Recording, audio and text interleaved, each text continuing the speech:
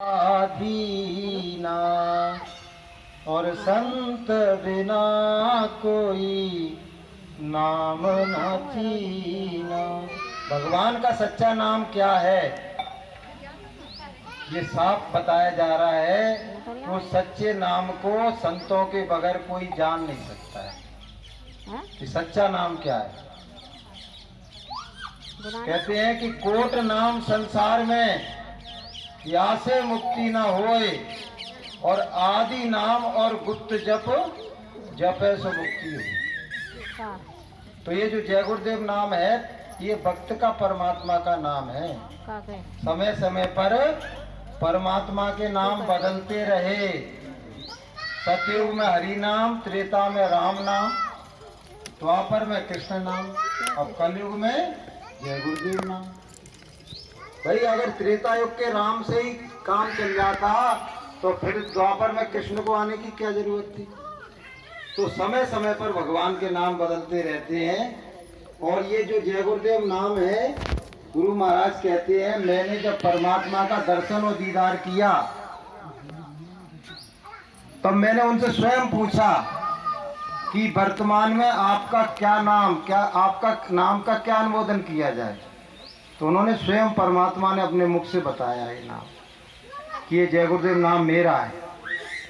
तो परमात्मा के द्वारा अनुमोदित है ये नाम और एक संत की योगिक शक्ति से परिपूर्ण है, भरा हुआ है और जागृत नाम है। अब आप कहोगे कि इतनी बातें आपने बता दी, हम कैसे माने। इसके लिए गुरु महाराज कहते हैं कि चार आने की, अब तो चार आने की नहीं आती है, अब तो 50-100 रुपए की आती है मटकी। उसको भी आप बाजार में लेने जाते हो तो उसे बजाते हो, ठोकते हो। तो ये तो भगवान का नाम है। पहले इस नाम की परीक्षा करो, जब परीक्षा में ये नाम सफल हो जाए तब इस नाम पर विश्वास करो। परीक्षा कब की जाती है? कोई संकट में, कोई परेशानी में, कोई दुख में, कोई तकलीफ में, कोई बीमारी में। जंगल में आप जा रहे हो, आपको डाकुओं ने घेर लिया, जंगली जानवर ने घेर लिया है, उस समय परीक्षा कर लेना। क्या करना है आपको? जय गुरुदेव नाम बोलना है भगवान का। तो जो विपत्ति आपके घर में आई है, जो मुसीबत आई है, जो दुख आया, तकलीफ आई है, तो मैं ऐसा लग रहा है अब तो मेरी जान जाने वाली है, अब मुझे बचा कोई नहीं सकता है। तो उससे पहले भी गुरु महाराज ये कहते हैं कि हमको भगवान के किसी नाम से परहेज नहीं है। आपको क्या करना है, जितने भी भगवान के नाम है सब ले लेना।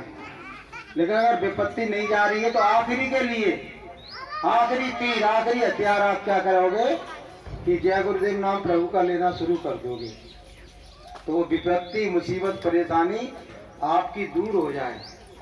अगर कोई बेहोश है और दवा देने से भी होश नहीं आ रहा है तो भी गुरु महाराज कहते हैं उसके दाएं कान में आप 11 बार जय गुरुदेव नाम प्रभु का बोलना तो उठ के बैठ जाएगा।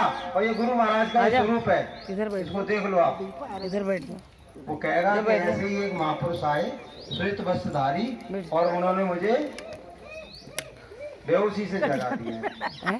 तो बहनों भाइयों, ये जय गुरुदेव नाम भगवान का है, गुरु महाराज का नहीं है। गुरु महाराज का नाम तो वो है जो आपके घर घर में रामायण रखी हुई है। गोस्वामी जी महाराज का जो नाम है वही गुरु महाराज का नाम है। इसलिए गुरु महाराज ने ये नाम जगाया है। किसके लिए जगाया है? इसलिए जगाया है कि आगे ऐसा खराब समय आ रहा है, ऐसी विपत्ति आ रही है, ऐसी परेशानी आ रही है कि बगैर भगवान के जगे हुए नाम के लिए आप उस विपत्ति को झेल नहीं पाओगे। तो गुरु महाराज ने कहा कि आपके घरों में ये परमात्मा का नाम लिखा हुआ होना चाहिए, घर में इस नाम का झंडा लगा हुआ होना चाहिए। और गांव में यदि विपत्ति आ गई है सार्वजनिक रूप में तो आप क्या करोगे, उसकी भी दवा गुरु महाराज ने बता दी। जय गुरुदेव नाम का एक झंडा ले लेना, अगर नहीं है तो एक सफेद कपड़े पर लाल रंग से लिख देना जय गुरुदेव नाम प्रभु का। उस झंडे को लेके गांव वाले इकट्ठे हो जाएं और पहले जैसे घुने हुई परिक्रमा लगाई है ना, ऐसे आप लोग गांव की झंडा लेके पूरे गांव की परिक्रमा लगा लेना। ये आपको करना पड़ेगा, ऐसी विपत्ति आने वाली है। कि गांव के गांव साफ होने लगेंगे, पता पड़े उस गांव में 2 ही आदमी बचे हैं, उस गांव में 4 आदमी बचे हैं, तब आप क्या करोगे? तो जगुरुदेव नाम की परीक्षा तो आपको लेना पड़ेगी। तो आप क्या करेंगे? झंडा लेके निकल पड़ना और कहना, हे झंडे के देवता, हे जय गुरुदेव परमात्मा के नाम, हम ग्राम वासियों की रक्षा करो। तो आप परिक्रमा लगा के बैठ जाना और जय गुरुदेव नाम भगवान का जपने लगना। तो गांव में जो विपत्ति आई है, जो संकट आया है, जो परेशानी आई है, वो दूर हो जाएगी। तो बोलिए प्रेम से, गुरु महाराज हर विपत्ति से, हर मुसीबत से, हर परेशानी से आपको बचाने की दवा बता रहे हैं। अभी एक छोटा सा वायरस वो चाइना ने छोड़ दिया था, आंखों से दिख नहीं रहा था, वैज्ञानिकों ने उसके तमाम कोरोना वगैरह नाम रख लिए और उसने ऐसा तहलका मचाया कि विश्व हिल गया पूरा। इतने लोग मरे कि विदेशों में एक के ऊपर एक लाशों को रखना पड़ा। यहाँ तक वो बता रहे थे कि वहाँ फोन लगाते थे कि भैया हमारे यहाँ हमारे पिताजी मर गए, तो वहाँ की सरकार कहती थी अभी इंतजार करो। 1 महीना लाश को अपनी फ्रिज में रखे रहे हो, मतलब ले जाने के लिए वाहन नहीं थे, घर से निकालने के लिए। तो एक वायरस ने ऐसी बुरी हालत कर दी पूरे विश्व की। और गुरु महाराज कह रहे हैं आगे तो बीमारियों की, परेशानियों की, दुखों की, तकलीफों की, व्याधियों की आंधियां आने वाली हैं, तूफान उठने वाले हैं। उस समय कौन रक्षा करेगा तुम्हारी? तो उससे बचने का प्लेटफॉर्म बना दिया है, बचने का रास्ता बता दिया है कि आपको क्या करना अभी से। अब जैसे किसी के घर में आग लगनी हो, कोई महात्मा जी आए, वो कहें कि भैया 2 महीने बाद तुम्हारे घर में आग लगेगी, तो आप क्या करोगे? 2 महीना बाद कुआं खोदोगे कि आज से ही खोदना शुरू कर दोगे? बोलो। या फिर ये कहोगे मूर्खों की तरह के जिस दिन आग लगेगी बाद दिन हम कुआं खोद के पानी निकाल के उसे बुझा लेंगे? ऐसा होता है क्या? ऐसा नहीं होता है, उसकी तैयारी करना पड़ती है। तो गुरु महाराज अपने दिव्य नेत्र से देख के कह रहे हैं कि आगे बहुत विपत्ति आ रही है, कि कुदरत है तैयार खड़ी और आगे तबाही, बड़ी बड़ी तबाही आ रही है, विनाशक तबाही आ रही है। तो उससे बचने का एक तरीका गुरु महाराज बता रहे हैं कि सुख धर्म कर्म यदि लाना है तो शाकाहार अपनाना। अब शाकाहार क्या है? शाकाहार कोई लोग नहीं जानते शाकाहार क्या है। गुरु महाराज कहते हैं शाकाहार का मतलब है जितने भी अनाज है आप खाओ, दूध, दही, फल, मेवा, मिष्टान, सब्जी आप खूब खा पियो। आप पे पैसे हैं तो बोरियों को बोरियां आटा खा जाओ, टीन के टीन घी पी जाओ। गुरु महाराज कहते हैं आप पे बहुत ज्यादा पैसे हैं तो ये ईंट गारे का मकान क्यों बनाते, सोने का बना लो। कौन मना कर रहा है? और एक के ऊपर एक 100 साड़ियां पहने माताएं बहने, सुंदर वस्त्र पहने, उसका कोई पाप नहीं लिखा जाएगा। लेकिन जैसे ही आपने कि उसका अंडा खा लिया, उसका मांस खा लिया, वो मछली को निगल गए, उसको मुर्गे को खा गए, बकरे की टांग खा रहे। बहुत से लोग तो क्या कहते हैं भैया हमको तो वो एक मुर्गा है उसका नाम है एकड़नाथ, एकड़नाथ मुर्गे का नाम है, उसकी प्रजाति खत्म कर दी। पापी लोग क्या कहते हैं एकड़नाथ की टांग दो हमको, होटलों में जाके। और इस चक्कर में वो इतना मारा जा रहा है, इतना काटा जा रहा है कि उसकी बेचारे की टांग क्या वो पूरा ही बर्बाद हो गया, देश से ही लुप्त हो गया वो। तो ये काम करोगे आप तो भैया फिर कुदरत भी बहुत सख्त हो गई है, इतनी नाराज हो गई है कि प्रकृति ये 5 तत्वों से बनी हुई है और हर तत्व ये कह रहा है कि मैं अकेला ही काफी हूं पूरी सृष्टि का विनाश करने के लिए। जल विप्लव लाने को आमादा हो गया है, अग्नि विनाश करने के लिए तैयार खड़ी हुई है और वायुदूत कह रहे हैं कि ऐसा तूफान में लाके खड़ा कर दूंगा कि सब उड़े चले जाएंगे। तब क्या होगा, कैसे बचोगे?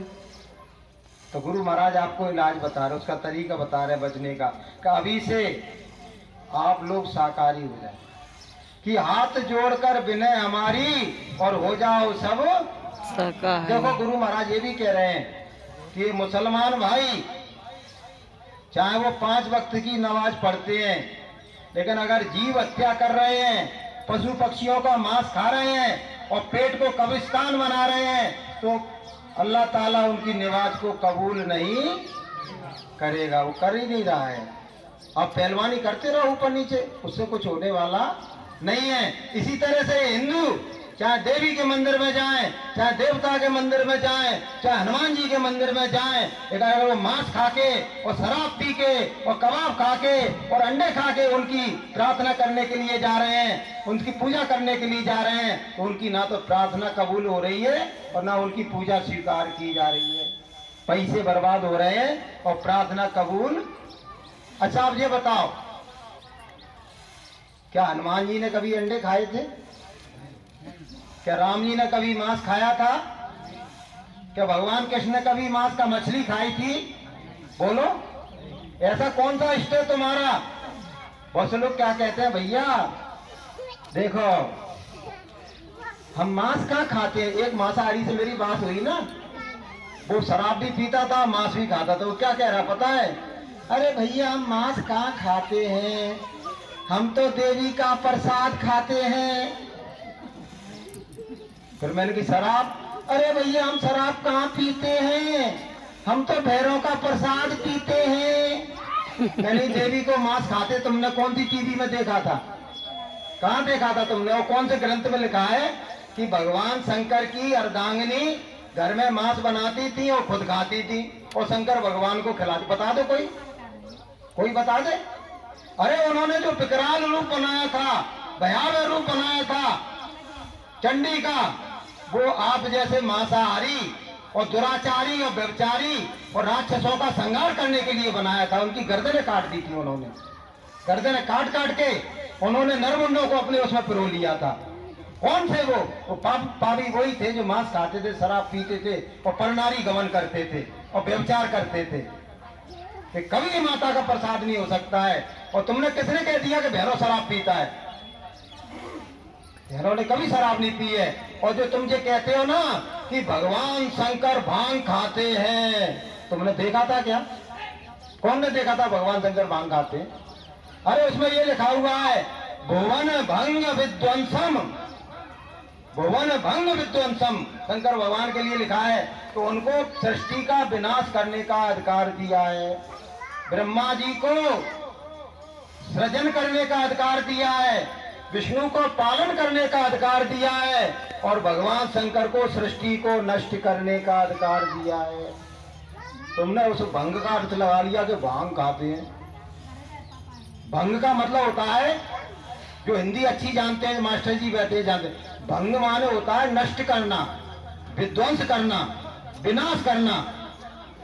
तो भगवान शंकर ने कभी भांग नहीं खाई है और भैरव ने कभी शराब पी नहीं है और माता मैया ने कभी मांस नहीं खाया है। अगर तुम उनकी ओट में शिकार कर रहे हो तो तुम्हारी गिनती भी उन्हीं में गिन ली जाएगी जिनका संहार करने के लिए माता मैया ने विकराल रूप धारण किया था। अब माता मैया विकराल रूप धारण नहीं करेगी। गुरु महाराज ने कहा इंसान के खोटे कर्म, इंसान के पाप कर्म, इंसान के दूषित कर्म ही उसका विनाश कर देंगे। उसके किए हुए खोटे कर्मों की तलवार ही उसकी गर्दन का सफाया कर देगी। बोलिए प्रेम से जय गुरुदेव। इसलिए हम लोग तो संपूर्ण मानव जाति का भला करने के लिए निकले हैं। इंसानियत को हम बचाना चाहते हैं, मानव जाति को बचाना चाहते हैं। नहीं तो ऐसा विनाश होने वाला है कि उसमें लिखा हुआ है कि 12 कोस सिखाओ जाकी कंठगु तेज भरे और रेवन धीरज काय न धरे। 12 कोस पर नानक जी ने कहा था कि राज करेगा खालसा बाकी रहे ना कोई। 12 कोस पर दिया जलाने वाले नजर आएंगे। कितना बड़ा विनाश होगा कि होगा विनाश भारी और धरा पर मचेगी हाहाकारी। और ऐसे खराब समय में तुम्हारी गुरुदेव ही रक्षा करेंगे तुम्हारी। तो गुरुदेव की शरण में आने की जरूरत है। सूरदास ने कहा कि सूरदास के वही बचेंगे जो गुरु का ध्यान धरे, रेमन धीरज काय न धरे। जो गुरु का ध्यान धरेगा, जो गुरु की शरण में आ जाएगा और जो गुरु के वचनों को अपने जीवन में धारण कर लेगा, जो शाकाहारी हो जाएगा, जो सदाचारी हो जाएगा, जो ईमान वाला हो जाएगा, जो रहम दिल इंसान हो जाएगा और गुरुदेव और भगवान की दया से उसकी रक्षा हो जाएगी। तो बहनों भाइयों, हम तो आपको ये संदेश सुनाने के लिए आए हैं कि सुख धर्म कर्म यदि लाना है तो शाकाहार अपनाना है। शाकाहारी हो जाओगे तो कितने लाभ होंगे? शाकाहारी हो जाओगे तो बीमारियों से, आगे बीमारियां आ रही, ऐसे वायरस, ऐसे कीटाणु चाइना और पाकिस्तान मिलके भारत पर छोड़ेंगे। गुरु महाराज ने कहा कि जो शराबी होंगे ना, जो मांसाहारी होंगे, जो अंडे खाते होंगे, जो मछली खाते होंगे, और झपट झपट के उनको पकड़ेंगे वायरस, और झपट के उनको ऊपर ऐसी बीमारी लाके खड़ा कर देंगे कि बड़ी बड़ी लंबी श्वासें उनको लेके दम छोड़ना पड़ेगी। वो समय आ रहा है, उससे बचाने के लिए हम लोग निकले हुए हैं। कितने लोग घर से निकल पड़ते हो, माताएं बहनें बेचारे, कितना काम रहता है इनको घर में, अपने बच्चों को छोड़ के आ जाती है ये कि चलो इंसानियत की रक्षा के लिए, मानव मात्र की भलाई के लिए। अरे हम 100 को सुनाएंगे तो 10 तो सुनेंगे, और 2 तो मानेंगे तो 2 की तो रक्षा हो जाएगी, 2 तो इंसानियत के रास्ते पर आ जाएंगे, 2 तो भगवान की राह पर चलने लगेंगे, 2 तो बुराई के रास्ते को त्याग देंगे। हम तो ये आंकड़ा लेके चलते हैं, 100/100 का आंकड़ा लेके नहीं चलते हैं कि 100 को सुनाएंगे 100 मान जाएंगे। अरे एक तो मानेगा, एक तो सुधरेगा, और हम सुधरेंगे तो जग सुधरेगा, और हम बदलेंगे तो जग बदलेगा। तो बोलिए प्रेम से। तो आपको क्या करना है बहनों भाइयों? पहले तो शाकाहार का व्रत लेना, 2 व्रत लेना है कि आज के बाद मैं किसी भी प्रकार का कोई ऐसा नशा नहीं करूंगा जिससे मेरी बुद्धि खराब हो जाए और माँ बहन की पहचान ही खत्म हो जाए। शराबी ऐसा हो जाता है कि कोई भी माँ अपनी बच्ची को, चाहे वो पिता हो, शराबी के कमरे में सोने नहीं दे सकती है, क्योंकि उसकी बुद्धि खराब हो गई। कि ओगन करो शराब का और ज्ञानवान सुन ले, और मानस से पशुआ करे, और द्रव्य गांठ को मनुष्य से पशु कौन बनाता है? शराब। शराब सबसे खराब, शराब सबसे खराब, सबसे खराब। गुरु महाराज कहते हैं एक शराब में 1000 बीमारियां होती हैं, 1000 बुराइयां होती हैं। पीने वाले का लोक और परलोक दोनों बर्बाद हो जाता है। इसलिए कभी भी शराब पीने की आप चेष्टा नहीं करना, नहीं तो इंसान से पशु बन जाओगे, दानव बन जाओगे, पापी बन जाओगे, दुराचारी बन जाओगे। क्योंकि क्या होता है, मेरे संग एक मास्टर जी थे, वो कहते थे मास्टर साहब मैं मांस कभी नहीं खाता था, मुझे मांस से घृणा लगती थी, लेकिन एक ने मुझको शराब पिला दी, शराब पिला दी तो मुझे मांस भी खाने लगा। तो ये तीनों का जोड़ा है, शराब, कबाब और सवाब। शराब पीने वाला मांस भी खाने लगता है और फिर व्यभिचारी भी हो जाता है।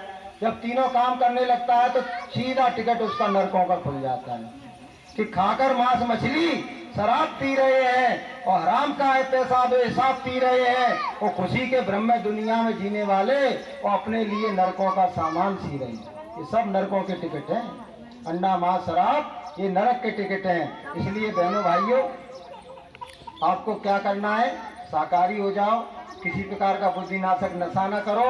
और आप, हम ये नहीं कहते हैं कि आप डायरेक्ट आपका प्रमोशन हो जाए, आप हमारे गुरुदेव को मानने लगो, नहीं। आप जिस देवता को मानते हो, जिस देवी को मानते हो, जिस भगवान को मानते हो, उसकी पूजा करो, उसकी इबादत करो, उसकी बंदगी करो, उसकी भक्ति करो। और यदि आपको अपनी आत्मा का कल्याण करना है और परमात्मा से मिलना है तो ये तो कलम तोड़ लिखा हुआ है कि गुरु बिन भवन करे न कोई, और जो बिरंच शंकर सम हो, तो आपको गुरु करना ही पड़ेगा। और गुरु भी कौन सा? जिसका शिवनेत्र ज्ञान से चुप खुला हो। कि गुरु किया है हद कहा और सतगुरु चीना नाय, और कह कबीर वो दास नरक में फिर गोता खाए। तो गुरु भी करना पड़ेगा। और गुरु भी कौन सा करना पड़ेगा? सुजाता गुरु, जो परमात्मा का दर्शन और दीदार करता है, जो परमात्मा के दरबार में जाता है वही हमको परमात्मा से मिला सकता है।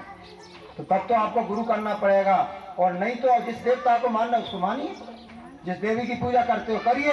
और घर में ये तुम्हारे माँ बाप हैं जिन्होंने इतना सा छोटे से तुमको पाला पोसा बड़ा किया, वो किसी देवता से किसी देवी से तुम्हारी माँ कम नहीं है। उनकी इज्जत करो, उनका सम्मान करो, उनको अच्छा खाना दो, उनके पैर दबाओ, तो उससे परमात्मा ऐसा प्रसन्न होगा कि तुम्हारी बुद्धि विवेक जागृत हो जाएगा और तुमको जीवन काल में ही ऐसे सदगुरु मिल जाएंगे कि जिनकी राह पे चल के तुमको जीवन काल में ही परमात्मा मिल जाएगा। बोलिए प्रेम से। इन्हीं वचनों के साथ मैं अपनी वाणी को विराम देता हूँ।